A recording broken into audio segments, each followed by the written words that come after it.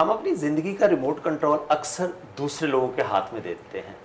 किस तरह से हम अपनी ज़िंदगी का रिमोट कंट्रोल किसी दूसरे के हाथ में दे सकते हैं या देते हैं? लोकस कंट्रोल क्या होता है कि हम अपने इंटरनल फैक्टर्स के ऊपर कितना काम करते हैं और एक्सटर्नल्स को कितनी अहमियत देते हैं।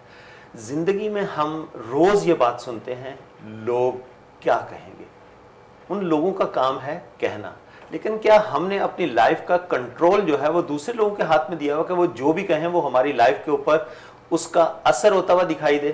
क्या हम तोहमात के ऊपर यकीन रखते हैं? हम जिस मुआशरे में, जिस सोसाइटी में रह रहे हैं, ख़ास करके स्पेशली इस साउथ एशिया में पाकिस्तान रीजन की बात की जाए तो हम लोग काफ़ी ज़्यादा ऐसे रस्म व रवाज के ऊपर बिलीव कर रहे होते हैं कि जिससे हमें निकलना नहीं चाहते, या हम जानबूझ के भी उन हदूद कयूद को तोड़ने की सोचते भी नहीं हैं। ख़ास करके स्पेशली हमारे जो रस्म व रवाज हैं वो हम लोगों को अपनी उस